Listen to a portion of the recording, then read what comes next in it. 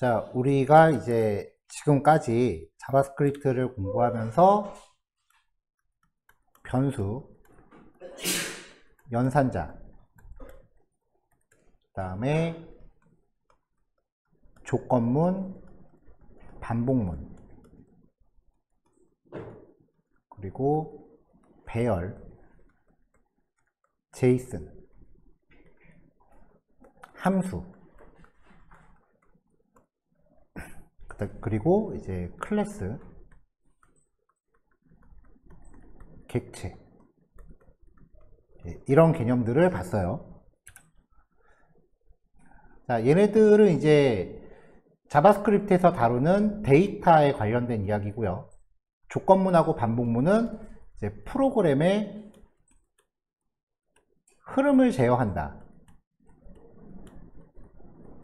라고 표현을 해요. 배열하고 제이슨 같은 경우는 자바스크립트에서 다루는 가장 대표적인 자료 구조고요. 그 다음에 함수하고 클래스, 객체 요 개념들은 이제 자주 쓸 것 같은 기능을 단위로 이제 묶어 놓는 거예요. 그래서 함수가 가장 작은 사이즈의 그 단위 기능이고요. 함수가 모여 있는 형태를 클래스, 그리고 클래스의 기능을 부여한 걸 객체라고 하죠. 그래서 얘네들을 접목을 해서 이제 함수라는 걸 만들고, 이 함수가 모여서 클래스가 되고 클래스의 기능을 이제 객체로 활성화시키는 거죠. 만약에 어떤 클래스가 있다고 했을 때 여기에 메서드로 헬로와 월드가 있다. 그러면은 이 기능을 쓰기 위해서는 const f는 new foo 라고 하고, 그 다음에 f.hello 이런 식으로 사용을 하죠. 자, 이제 우리가 제일 처음에 공부했었던 자바스크립트 명령어를 보죠. 오늘도 되게 많이 썼죠. console.log 내용을 출력하기 위해서 지금 계속 쓰고 있는 명령이죠. 자, 그럼 이제 요 하나를 여태까지 배웠었던 내용을 총동원해서 한번 분석을 해보죠. 그럼 이 콘솔이 뭘까요? 객체죠. 로그는요? 이 객체 안에 포함되어 있는 메서드죠.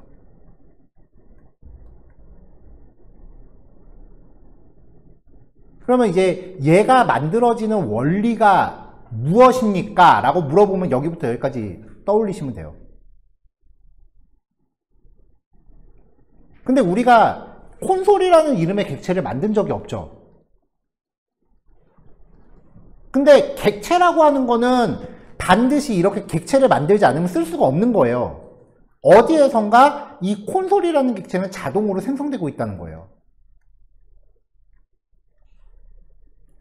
자바스크립트 안에는 이런 식으로 우리가 굳이 코딩하지 않아도 클래스가 내장이 돼 있고, 에러라는 클래스도 어저께 봤었죠. 그 다음에 어떤 경우는 객체도 자동으로 만들어져 있어요. 이런 기능들, 자바스크립트 안에 내장되어 있는 기능들, 이 내장 기능을 지금까지 우리가 봤었던 작성 원리를 살펴보지 않았다면 첫날 말씀드렸던 것처럼 그냥 출력하는 명령어입니다 라고 한마디 하고 끝나야 돼요. 왜냐면 이런 내용을 알려주지 않으면은 이게 어떻게 이렇게 어떤 원리로 만들어집니까가 설명이 전혀 안 되거든요.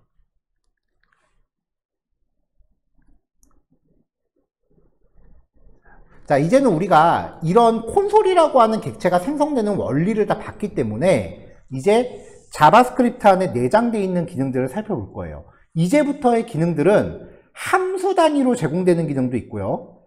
클래스 단위로 제공되는 기능도 있고, 객체 단위로 제공되는 기능도 있어요. 함수 단위로 제공되는 것들은 조금 옛날 거고요. 클래스나 객체 단위로 제공되는 것들은 좀 그래도 규모가 좀 있는, 그 함수보다는 그래도 비교적 최신 것. 그렇다고 해서 너무 최신은 아닙니다. 모든 프로그래밍 언어가 이런 원리를 거쳐서 콘솔.로그처럼 기본적으로 내장되어 있는 기능들이 있습니다. 프로그래밍 언어마다 다 있어요. 그런 것들을 프로그램, 흔히 이제 우리가 앱이라고 부르죠. 원래는 어플리케이션이라고 불러요. 어플리케이션을 프로그래밍 하기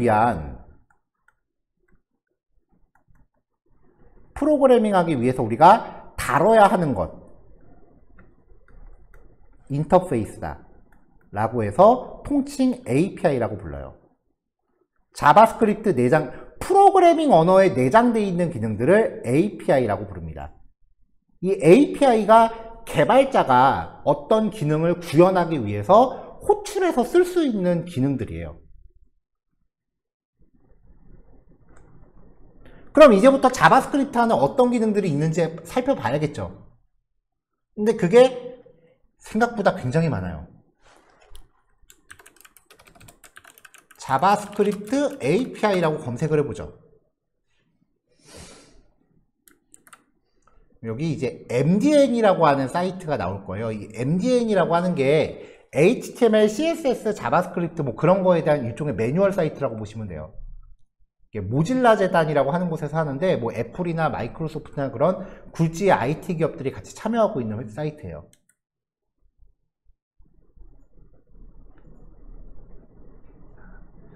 자, 들어왔고요.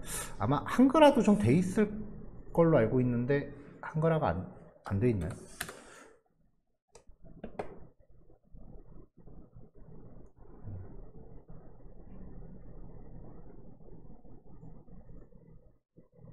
한글은 없네요.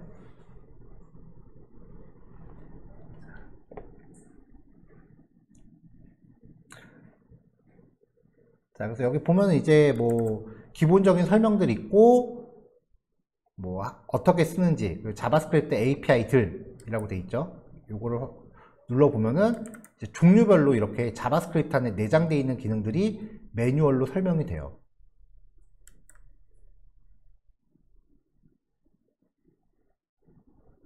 쭉 들어가죠.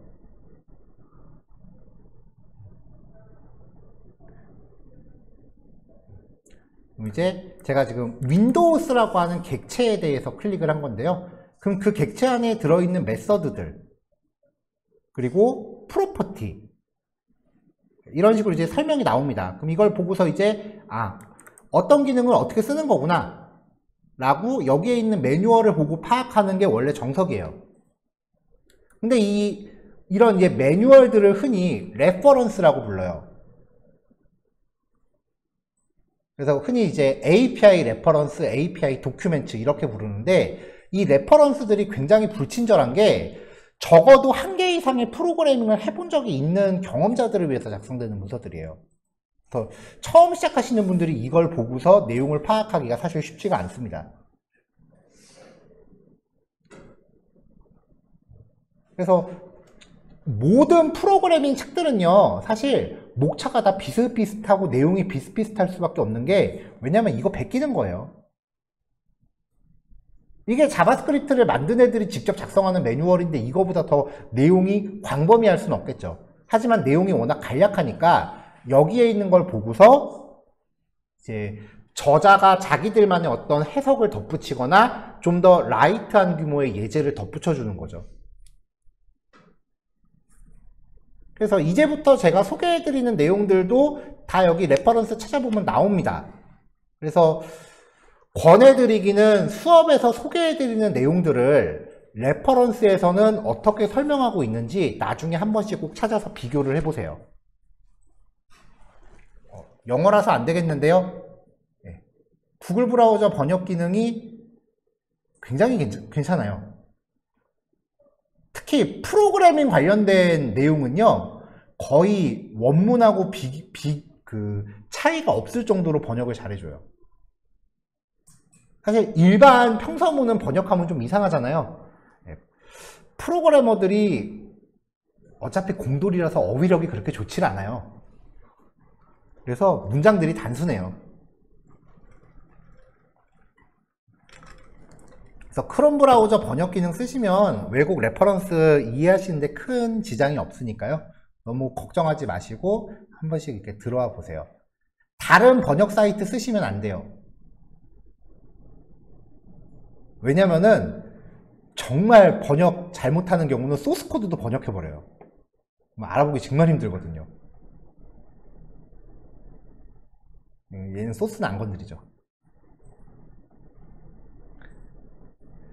자, 그래서 이제부터는 우리가 맨 처음에 공부했었던 내용을 다시 한번 살펴볼게요. console.log라고 하는 명령어가 있는데 이 명령어는 괄호 안에 있는 내용을 출력해준다. 기능은 출력이었죠. 이렇게 설명을 했어요. 그럼 이제 우리가 지금까지 배웠었던 내용을 접목을 해서 말을 좀 더 고급지게 바꿔볼게요. 콘솔 객체가 갖고 있는 로그라는 메서드는 파라미터의 내용을 출력하는 기능입니다. 이게 어떤 코드로 만들어졌는지는 저도 몰라요. 자바스크립트 자체의 원본 코드를 제가 열어볼 수는 없으니까. 근데 내부적으로 어떤 클래스가 있고 객체가 있고 메서드는 이거구나 라는 거는 그 정도는 우리가 파악할 수 있잖아요. 그럼 이제부터 어떤 함수가 있어요. 그러면 이 함수를 익히기 위해서 우리가 첫 번째로 알아야 되는 거, 기능이 무엇이냐, 어떤 기능을 수행하느냐. 두 번째, 파라미터는 뭐가 있느냐.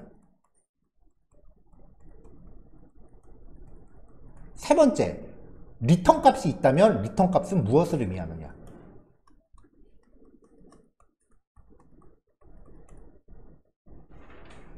이 세 가지 관점으로 기능들을 쭉 정리해서 나가시면 돼요.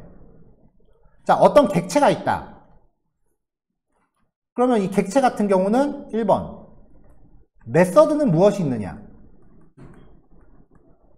메서드에 대해서는 이 세 가지를 다시 보셔야죠. 2번, 속성 값은 멤버 변수는 무엇이 있느냐. 근데 만약에 console.a라고 해서 값을 이렇게 넣었다. 그럼 이게 getter setter인지 멤버 변수인지 우리는 알지를 못해요. 그걸 알려면 직접 안에 코드를 까봐야 되니까. 대부분 아마 getter setter일 거예요. 자, 이제 이 내용을 염두하시고 자바스크립트 안에 내장되어 있는 함수들부터 차근차근 볼게요. 그래서 이제는 조금 전에 말씀드렸던 그 관점으로만 내용을 파악하시면 되기 때문에 이번 단어는 그 별도의 교환이 없습니다.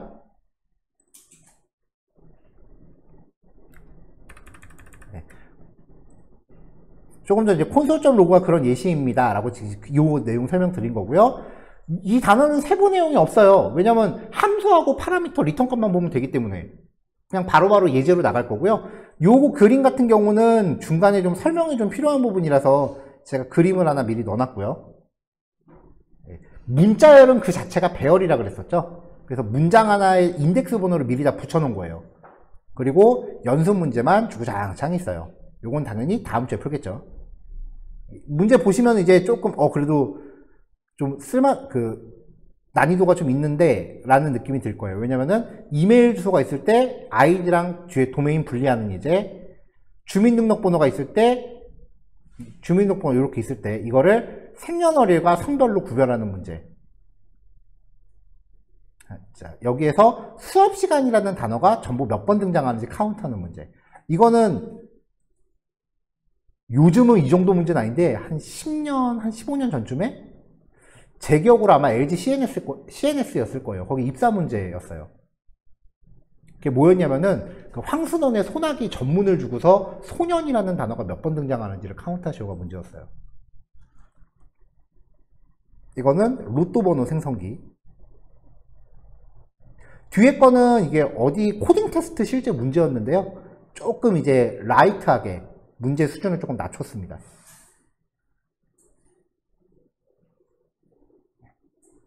이렇게 돼 있는 거고, 아마 제 생각이 맞으면 뒤에 있을 수도 있는데 아마 이 이후에 연습 문제가 아마 없을 거예요. 아마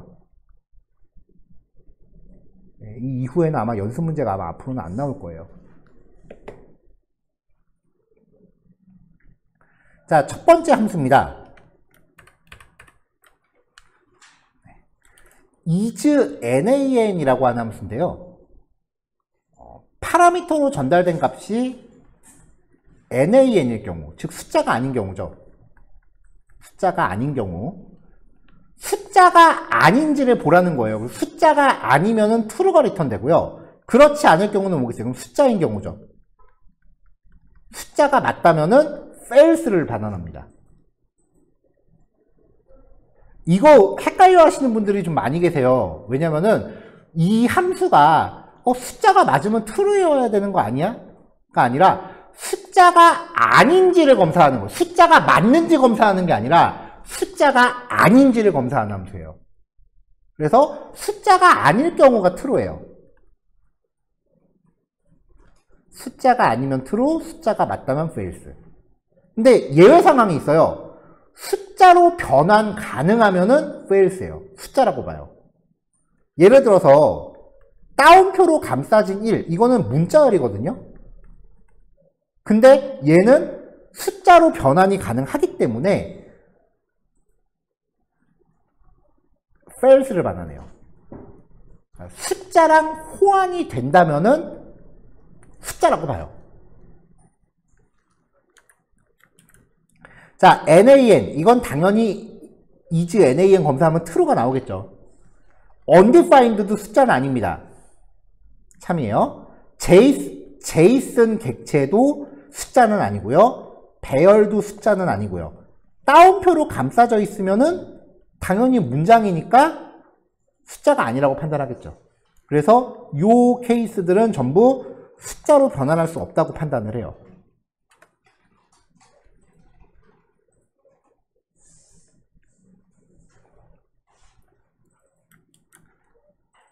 true는요.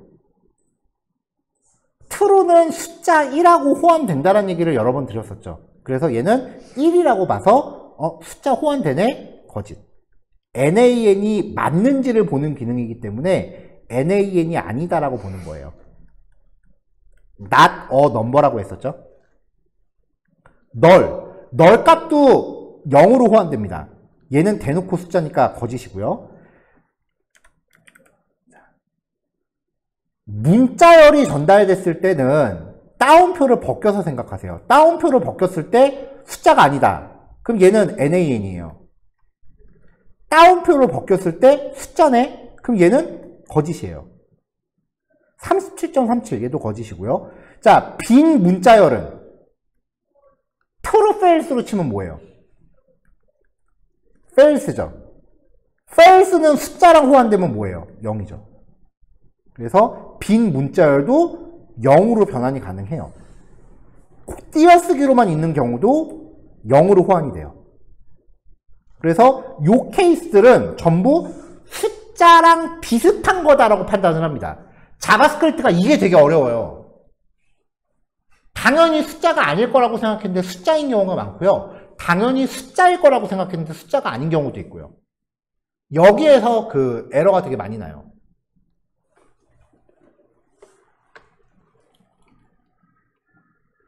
자, 그 다음 함수 false float입니다.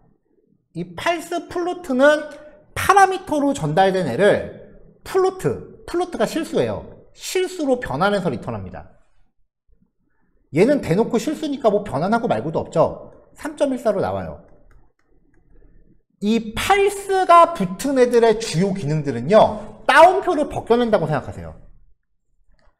그래서 얘는 진짜 따옴표로 벗겨내니까 3.14가 됩니다. 얘는요, 따옴표로 벗겨내면 314 알파벳 2에 마이너스 2가 나오죠. 그럼 얘도 3.14예요. 엑셀 같은 거 써보신 분들은 이런 표기법 보신 적 있을 거예요. 엑셀 쓰다가 숫자 값이 되게 커지면 이렇게 나오거든요. 이게 컴퓨터 지수 표기법이라고 하는 건데요. 어렵게 생각하지 마시고요. 자, 314가 있죠. 이걸 기준으로 2가 소수점이에요. 소수점을 왼쪽으로 2칸 이동해요. 한 칸, 2칸. 그러면 314에 2에 플러스 5라고 하면요. 314를 기준으로 소수점이 5칸 이동해요. 하나, 둘, 셋, 넷, 다섯. 이동하면 그만큼 공이 붙는 거죠. 그럼 얘는요? 대소문자 안 가립니다. 알파벳 2는요. 여기 기준으로 소수점이 오른쪽 2칸으로 가요. 그럼 얘도 3.14죠.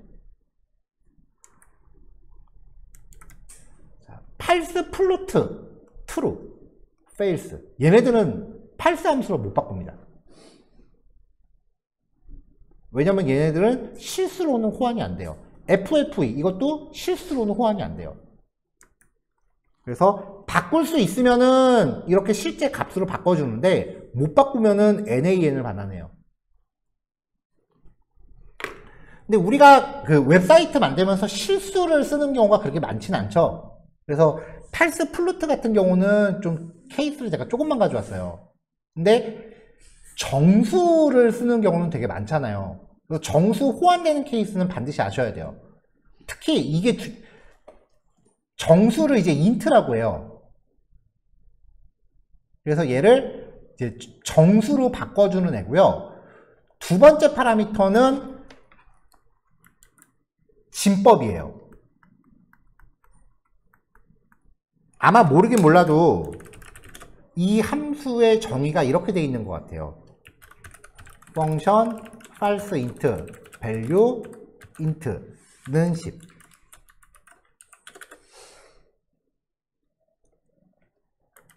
자, 요거는 함수 정의할 때 파라미터 기본값이었죠. 그러니까 얘를 호출할 때 생략하면 10으로 자동으로 인식된다 했잖아요.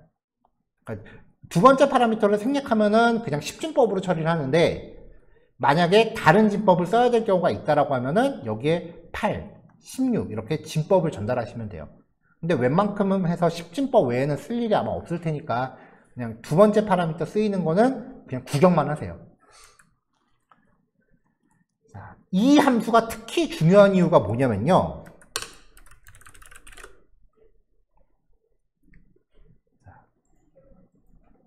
예를 들어서 input type text 혹은 number에다가 name은 year라고 해서 태어난 연도를 입력받았다고 칠게요. 2000년이라고 입력받았다고 칠게요. 그럼 이걸 가지고 사용자의 나이를 계산해야 돼요. 어느 웹사이트도 나이를 직접 입력받지는 않습니다. 왜냐면은 나이를 직접 입력받으면 매년 1월 1일마다 그 나이 값을 여러분들이 다 플러스 1 해줘야 돼요. 한 살씩 먹으니까. 회원수가 5만 명이면 그 5만 번을 다 돌릴 수는 없겠죠. 그래서 생년월일을 입력받아서 나이는 계산해야 돼요. 근데 문제는 인풋 태그에 입력하는 모든 값은 문자열입니다. 여러분들이 인풋 태그에 입력하는 모든 값은 인풋 타입 텍스트건 넘버건 묻지도 따지도 말고 무조건 스트링이에요. 불문율이에요. 이걸 갖고 계산하려면 따옴표를 벗겨야 돼요. 그러면 그때는 얘를 쓰셔야 돼요.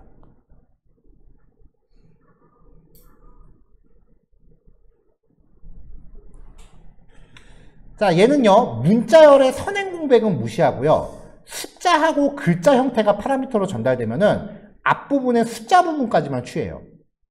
글자 플러스 숫자 형태가 전달되면 변환 불가해요. 소수점을 포함하고 있으면 정수 부분만 취해요. 요약하면 이상한 형태가 들어오면은 지가 변환할 수 있을 때까지만 변환을 해요. 그래서 false 플루트하고 false int가 동작이 좀 달라요. 자, 볼게요. 10진법은 숫자가 10개밖에 없는 겁니다. 0, 1, 2, 3, 4, 5, 6, 7, 8, 9 다음이 10이에요. 16진법은 숫자가 16개 있는 겁니다. 0, 1, 2, 3, 4, 5, 6, 7, 8, 9, A, B, C, D, E, F 다음이 10이에요. 여러분들이 사용하시는 색상 코드가 16진수예요. 8진법은 숫자가 8개밖에 없는 거예요. 그 다음이 10이에요. 그래서 만약에 우리가 숫자를 색상값에 핑크색을 쓴다고 하면은 FF00FF 이게 핑크색이거든요. 이거 10진법으로 바꾸면요, 그림판 쓰시면서 이런 거 보셨을 거예요. 얘네가 10진법으로 바뀌면 255, 0, 255예요. 자, 색상 표기법, 빨강, 그린, 블루죠. 그래서 10진법으로 표기할 때는 RGB 이렇게 써요. CSS나 웹에서 이렇게 표기하셔도 먹습니다. 똑같이 먹어요. 잘 안 쓸 뿐이죠. 하지만 파워포인터, 워드, 그림판 그런 것들은 색상 표기를 다 이걸로 하죠. 같은 말이에요.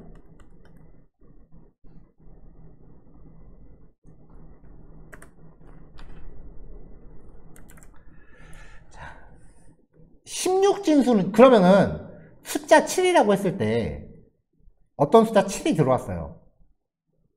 그럼 얘가 10진법인지 16진법인지 8진법인지 어떻게 할까요? 이것만 봐서 몰라요. 그래서 그냥 7이라고 하면은 기본적으로 10진법으로 써요. 16진법이라는 걸 의미할 때는 앞에 0x를 붙입니다.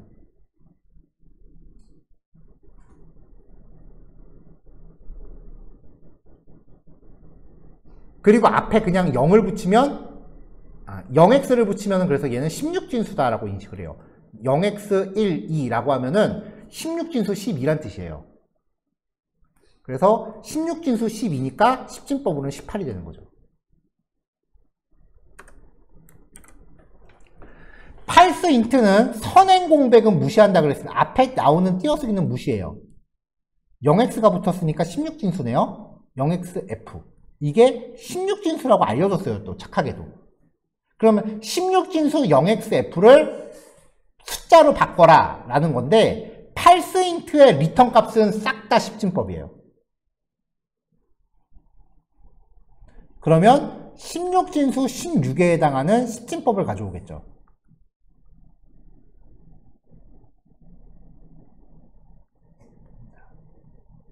자, 그러면 0xf니까 16진수 f예요. f. 얘를 출력 결과는 15로 출력해 줍니다.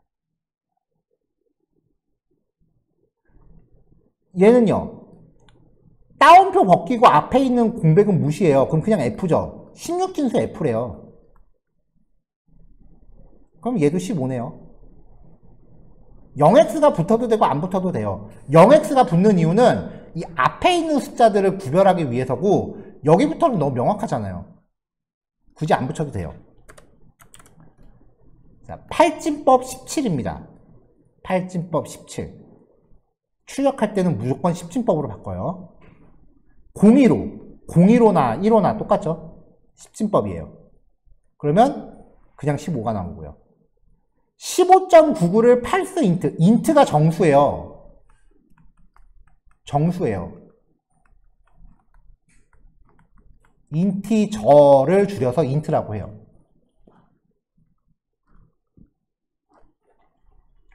15.99를 정수로 바꾸래요. 그러면 소수점 뒷자리 무조건 버립니다. 그러면 15가 되겠죠? 15,123. 콤마는 소수점이 아닙니다. 문자열입니다. 그러면 이제 false int는요. 지가 변환할 수 있을 때까지만 변환해요. 여기까지는 오케이야. 근데 콤마는 숫자로 못 바꿔. 그러면 여기까지만 숫자로 취해요. 자, fxx123 16진수래요. 16진수 f는 있는 숫자죠. 16진수 f는 있어요. 근데 x부터는 숫자가 아니거든요. 그러면 지가 변환할 수 있을 것까지만 취해요. 이 뒤로는 버려요. 이게 얘가 특이해요. 111 2진수래요. 이것도 이제 15고요. 15 별 3. 별은 따옴표에 감싸져 있으면 문자열이에요. 연산자 아니에요. 그러니까 15까지만 취하고요. 15 알파벳 2. 이 뒤로는 버리고요. 15 픽셀. 이것도 숫자로 바꾸면 15가 되겠죠. px는 숫자가 아닙니다. 자, 같은 건데요. 마이너스 붙으면 다 마이너스 15로 바뀐다는 거고요. 이거는 뭐 위에 있는 거랑 겹치니까 넘어갈게요. 반면에 hello. 이거는 어떤 숫자로도 못 바꿔요. 얘는 이제 nan으로 나와요. 가장 많이 쓰는 케이스는 이거예요. 이런 식으로 인풋 태그에 입력한 건 전부 문자열이라 그랬죠. 이거를 숫자로 바꾼다. 근데 10진법으로 바꿀 거니까 뒤에 파라미터는 안 들어가요. 내지는 소수점 붙어 있는 거를 정수로 바꾸고자 할 때 팔스 인트한테 처리하면은 이렇게 바뀌어요.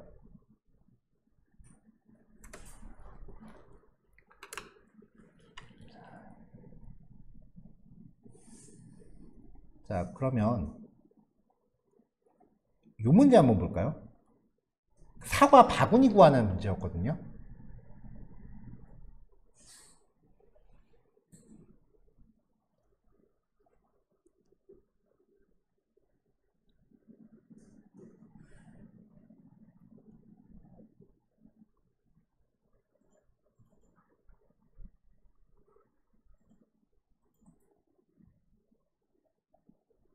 아, 이 문제가 아니네요. 죄송합니다.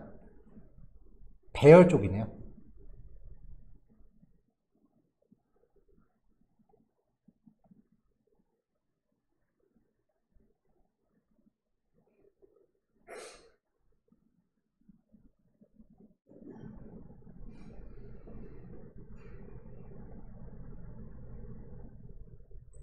아, 이 문제입니다. 이 문제. 역순 배치요.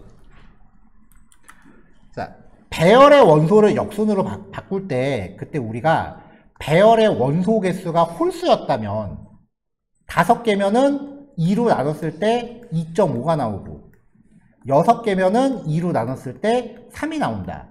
근데 이렇게 바꾸고 이렇게 바꾸고 가운데 거는 남겨둬야 되기 때문에 2.5인 경우는 2로 처리해야 된다. 그래서 배열의 원소 개수가 짝수개라면 그냥 2로 나눠서 쓰고 홀수개라면 길이에서 1을 빼서 2로 나눈다. 이렇게 처리했었습니다. 이게 우리가 배열의 원소를 그 역순으로 뒤집을 때 사용했었던 코드 로직인데요. 이걸 이제 팔스 인트를 접목하면요. 이렇게 바뀝니다. const p는 data.length 나누기 2. 지금 길이가 5죠. 2로 나누면 2.5죠. 이 결과를 팔스 인트로 묶어버려요. 그럼 무조건 소수점 뒤는 버리죠. 이렇게 내장된 기능들을 사용하면은 처리 로직들이 조금씩 단순해지기 시작을 해요. 왜냐면 이러한 경우의 수를 이제 고려해서 자바스크립트 안에 기능들이 내장되어 있기 때문에.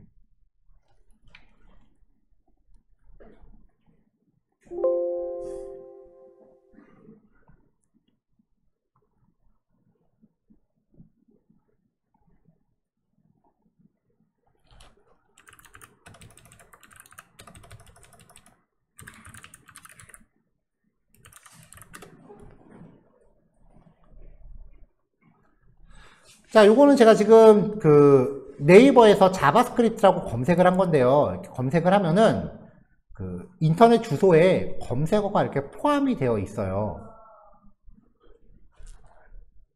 실제로 인터넷 주소 표시를 해서 여기 바꾸면 검색어가 바뀌어요. 바꿔볼게요. 여기 자바스크립트라고 하는 거를 지우고 리액트라고 바꿔볼게요. 저는 그럼 여기 리액트라고 검색어가 나오잖아요. 저는 분명히 지금 한글을 입력했죠. 여기 한글 멀쩡히 나오죠.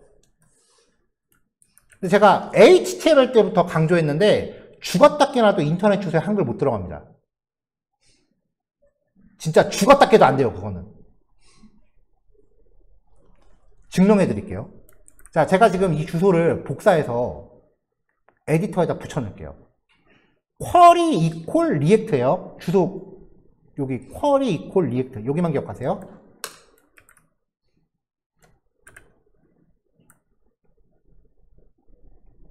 붙여놓을게요. 쿼리 이퀄 어떻게 돼 있어요? 인터넷상에 보여지는 모든 한글은요, 영어 그 다음에 특수기호가 아닌 경우에는 다 이렇게 바꿔서 표현해야 됩니다. 그래서 크롬 브라우저에다가 한글을 입력하면은 그 한글 값을 자동으로 이렇게 바꿔서 웹사이트로 전달하고요. 그리고 브라우저에 보여질 때도 이거를 다시 역으로 바꿔서 출력을 해주는 거예요. 이거를 URL 인코딩이라고 해요. 그러니까 여러분들이 HTML 파일 이름을 react.html이라고 만들고 싶다면 실제로는 이렇게 적고 .html이라고 해야 웹사이트에 제대로 뜰 수 있어요. 지금 우리가 하는 거는 예제니까 그냥 주제를 표현하려고 제가 계속해서 그냥 파일 이름 한글로 적는 거고요. 실제로 웹사이트 서비스 하실 때 제발 한글 이름 쓰지 마세요. 폴더도 마찬가지고요. 띄어쓰기도 마찬가지예요. 띄어쓰기는 %20인가 그래요. 괜히 띄어쓰기랑 한글 쓰지 말라고 하는 게 아니라 URL이 인식을 못해요. 마찬가지로 이미지 파일 이름도 다 마찬가지예요.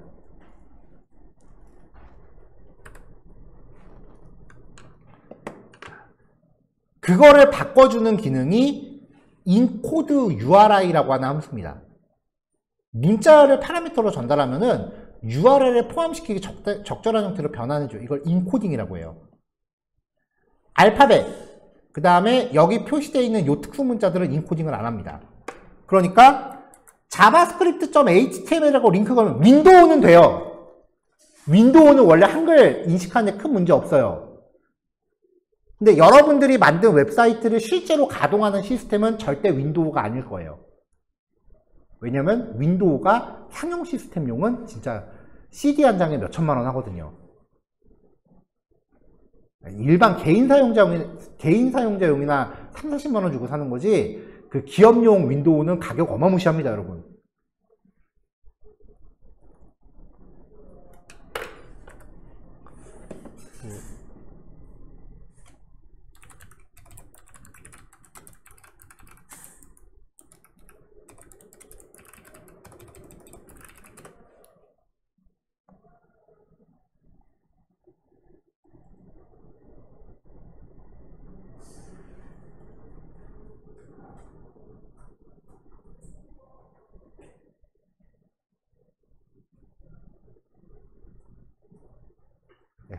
보통 이제 웹사이트를 운영하기 위해서 쓰는 그 윈도우를 이제 윈도우 서버라고 불러요.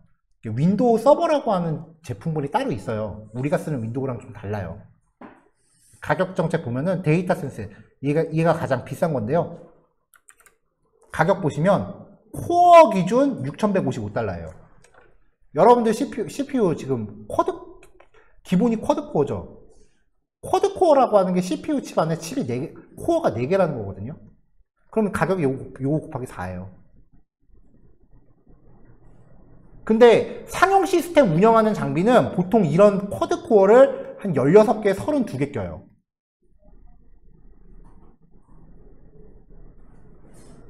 그러면 여기 곱하기 16을 해야 가격이 나오는 거죠.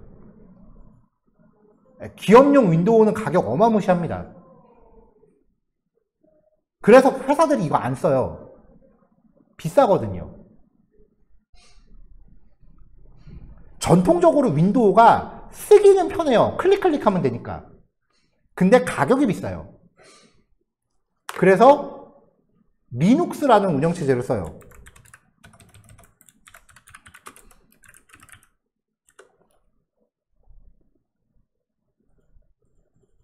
뭐야? 네.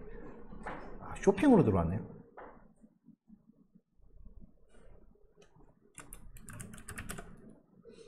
네. 리눅스라고 하는 운영체제를 써요. 이렇게요. 이렇게 생긴 애예요. 이렇게요. 얘는 공짜예요. 그래서 그 기업용이라고 설명하기, 정확하게는 서버용이라고 설명하는 건데, 서버용 운영체제는 전 세계에서 리눅스가 거의 90% 이상 장악했어요. 근데 보시다시피 바탕화면이란 개념이 없어요. 1도 없어요. 그래서 쓰기가 엄청 어려워요. 백엔드 개발하는 애들은 이거까지 해야 돼요. 왜냐면 시스템을 운영을 해야 되기 때문에.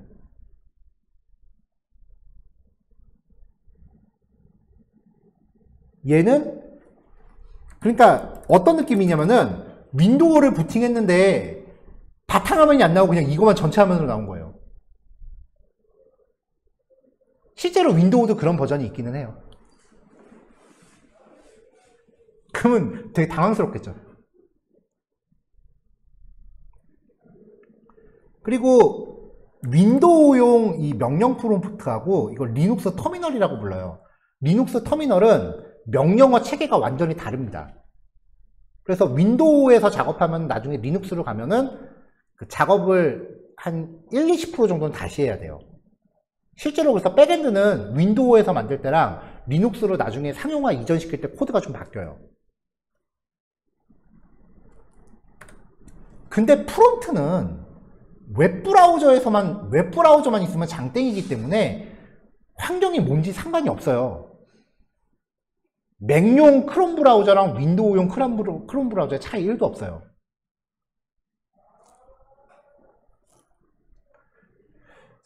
근데 그럼 이제 백엔드를 공부하는 경우에는 얘를 쓰는 게 훨씬 유리할 거 아니에요. 아예 처음부터 이걸 쓰는 게 나을 거 아니에요. 근데 바탕화면이 1도 없고 이걸 쓰는 순간 게임, 오피스 이런 거 다 포기해야 돼요. 응용 프로그램 호환성 빵이라서. 이 리눅스랑 사촌지간인 녀석이 맥이에요.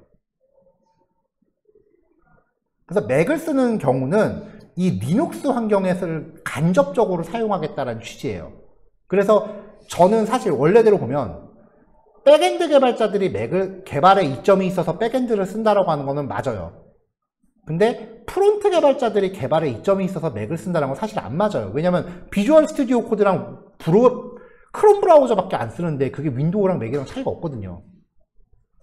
그래서 사실 맥을 사는 이유는 이뻐서 사는 거죠. 뭐 별 이유 있나요?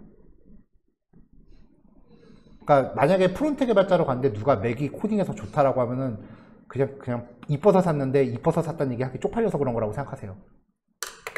1도 상관없습니다. 왜냐면 저도 제 거 윈도우 안 산 지가 10년이 넘어서 너무 잘 알아요. 이뻐서 산 거예요. 자, 다시 돌아와서요. 그래서 이제 URL에 포함시킬 수 없는 문자열은 이렇게 바꿔서 넣어줘야 돼요. 이걸 해주는 기능이 인코드 URI예요. 자, set 1, 2, 3이라고 해서 변수들을 넣는데요. 예약 문자라고 하는 거는 안 바뀌는 애들. 비예약 문자는 바뀌는 애들. 공백 있고요. 한글입니다. 근데 인코드 URI 같은 경우는 특수 문자는 다 못 바꿔요. 특수 문자는 다 놔둬요. 자, 그래서 얘네들이 어떻게 바뀌는지 한번 출력을 해볼게요. 특수 문자는 지금 하나도 안 건드리고 있죠.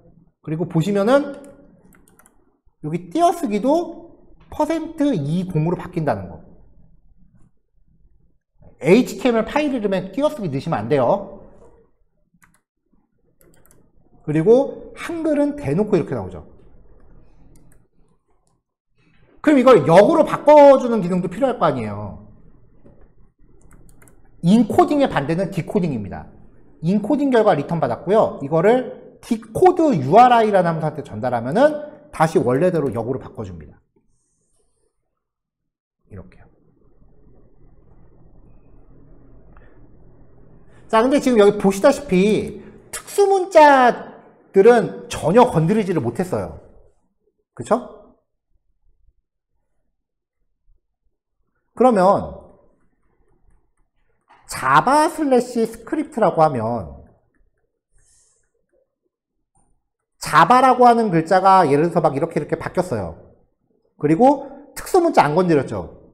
슬래시 스크립트라고 하는 글자가 이렇게 바꿨어요. 그럼 이 슬래시는 글자일까요? 폴더일까요? URL로 봤을 때. 헷갈리죠? 그래서 UTF-8에서는 못 써요. UTF-8 환경에서만 얘를 못 바꿔요. 그래서 디코드 URI랑 인코드 URI는 ES5 시절 함수고요. 이후에 인코드 URI 컴포넌트라는 함수가 나왔습니다. 그래서 현재는 얘만 씁니다. 얘네들은 바꿀 수 있는 건 다 바꿔줍니다.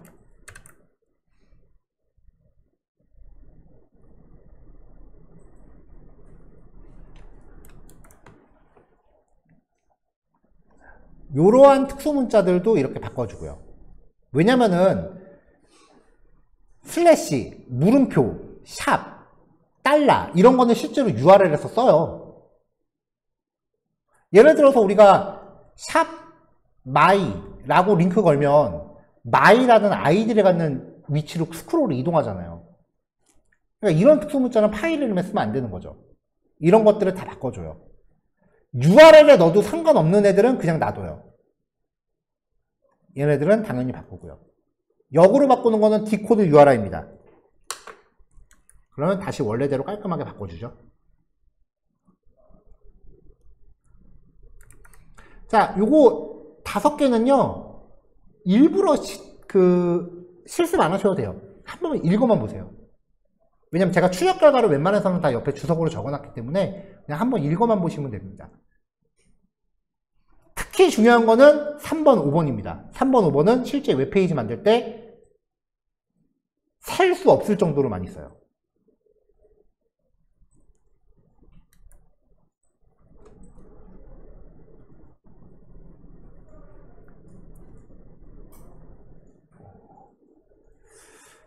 네. 5시 반에 예제 몇 개만 더 보고 넘어갈게요.